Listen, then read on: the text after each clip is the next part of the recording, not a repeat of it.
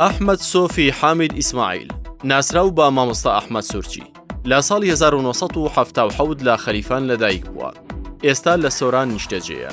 پیشەی لە پێشنوێژ و وتارخوێنی لادراوە و بە پرسی لقی سۆرانی زانانی کۆمەڵی دادگەری کوردستانە.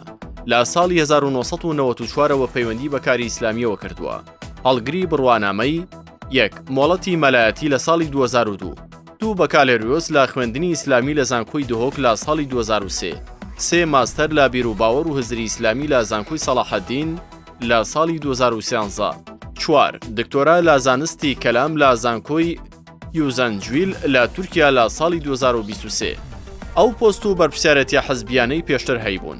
1 بەرپرسی شانە لە ساڵی 1995 2 ئەندامی ناوەندی دهۆکی کۆمەڵی قوتابیانی ئیسلامی کوردستان لە ساڵی 2003 3 نوێنەری سکرتارەتی ڕێکخراوی قوتابیانی کوردستان بۆ هەڵبژاردننی قوتابیان لە ساڵی 2004 4 بەرپرسی لقی سۆرانی زانانی کۆمەڵی دادگەری لە ساڵی 2020ەوە تا ئێستاش بەردەوامە.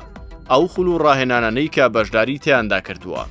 1 بەشداری کردووە لە خولی سنتەری کڵات بۆ فێربوونی زمانی ئینگلیزی لە ساڵی 2014 2 بەشداری کردووە لە خولی ڕێگاکانی وانەوتنەوە لە زانکۆی سەلاحەدین لە ساڵی 2014 3 بەشداری کردووە لە خولی فێربوونی زمانی تورکی لە زانکۆی یوزەنجویل لە شاریوان لە وڵاتی تورکیا لە ساڵی 2016 4 بەشداری کردووە لە خولی فێربوونی زمانی تورکی لە ڕێکخراوی EHH لە شاریوان لە وڵاتی تورکیا لە ساڵی 2016 5 بەشداری کردووە لە خولی ڕێکخراوی پێشمێژان و بانخوازانی عێراقی لە شاری ئەستەمبۆڵ لە وڵاتی تورکیا لە ساڵی 2018 6 بەشداری کردووە لە خولی گەشەپێدانی مرۆیی ڕێکخراوی حوجرە لە ساڵی 2019 7 بەشداری کردووە لە دەیان خولی ڕۆشنبیری و بەهێزکردنی زانستی و کەسایەتی لە وەزارەتی ئەوقاف و کاروباری ئاینی لە ساڵی 1996 بۆ 2020 شارەزایی و لێهاتووی هەیە لە 1 زمانی عەرەبی 2 زمانی ئینگلیزی 3 زمانی تورکی.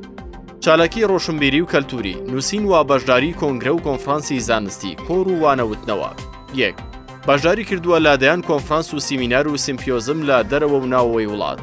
2 وتنەوەی وانەی کتێبەکانی زانستی مەلایەتی. 3 خاوەنی کتێبی چاپکرا و ماستەرنامە بە ناوی حەقیقەتی یەئجوج و مەئجوج. 4 خاوەنی کتێبی چاپکرا و تەفسیری سوورەتی ئەلفاتیحە. 5 بڵاوکردنەوەی چەندەها بابەت لە جۆرناڵی نێودەوڵەتی و ناوخۆیی. 6 ماوەی 16 ساڵ وتاری هەینی لە سۆران و دەوروبەری پێشکەش کردووە. پەیامی پاڵێوراو بۆ دەنگدەران پشت بەخوا لە ڕابردوودا حەقم وتووە لە داتوشدا ڕاشکاوانەتر دەیڵێم 20 ساڵە مامۆستای ئاینیم لەسەر حەق لادراوم و دەمەوێت پەرلەمان بکەمە مینبەرێکی نوێ بۆ ئێوە کە حەق هات باتڵ نامێنێت. پاش خوای گەورە میلەت بڕیاردەرە بۆ ژیانێکی باشتر. هەر زانیارێکی تری پێویست.